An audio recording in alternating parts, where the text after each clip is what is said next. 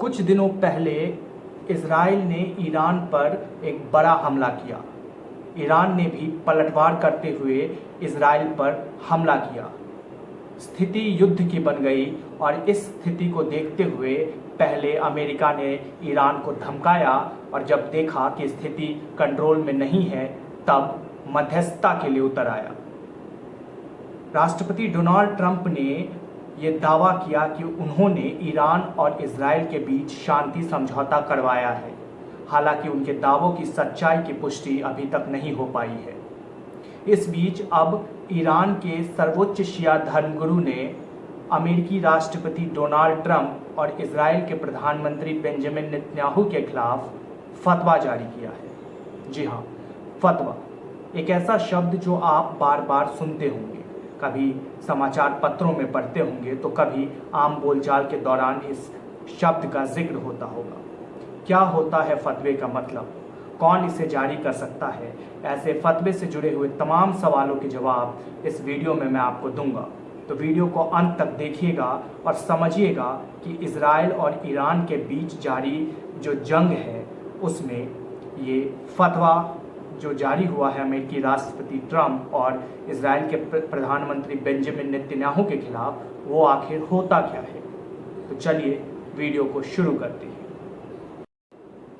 शिया धर्मगुरु अयतुल्ला नासिर मकारिम ने यह फतवा ट्रंप और नेतन्याहू के खिलाफ जारी किया है। उन्होंने इस फतवे में उन्हें एनिमी ऑफ गॉड कहा है, यानी अल्लाह के दुश्मन। उन्होंने अपील की है दुनिया भर के इस्लामिक मुल्कों से कि वो एकजुट हो जाएं और इन दोनों का सामना करें। ये कोई पहला मौका नहीं जब ईरान ने किसी लीडर के खिलाफ या किसी ऐसे व्यक्ति के खिलाफ जिनको वो इस्लाम के अपमान करने का या इस्लामिक धर्मगुरुओं के अपमान करने का दोषी मानता है, उसके खिलाफ फतवा जारी किया हो। बहुत से मशहूर केस आपको याद आ जाएंगे। एक ऐसा ही केस था लेखक सलमान रुश्दी से जुड़ा हुआ। याद कीजिए जब पिछले कुछ वर्ष पहले उन पर हमला हुआ था। एक पब्लिक स्पीकिंग के दौरान उन पर जब हमला हुआ तो उस हमले में बचने की कोशिश करते हुए उनकी एक आँख खराब हो गई थी। दरअसल उनकी किताब है एक द सैटेनिक वर्सेस।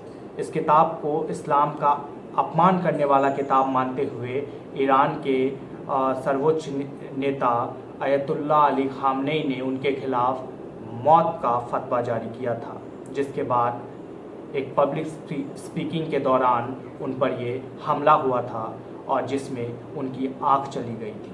ऐसे बहुत से किस्से हैं जब ईरान ने फतवा जारी किया है और जिसके खिलाफ जारी किया गया है उस पर हमले हुए हैं। पूरे दिन हम सुनते हैं फतवा फतवा फतवा। हम किताबों में अखबारों में पढ़ते हैं ये शब्द फतवा। आखिर इसका मतलब क्या होता है? चलिए मैं आपको बताता हूँ। फतवा दरअसल आसान शब्दों में समझिए तो धार्मिक मत, राय, एक तरह से सजेशन होता है जिसे जारी करते हैं मुफ्ती। मुफ्ती कौन होते हैं? मुफ्ती वो व्यक्ति होते हैं जिन्हें हदीस और कुरान की विद्वता हासिल हो, यानी वो खूब इस्लामिक कानून के जानकार हो। कोई भी व्यक्ति फतवा जारी नहीं कर सकता।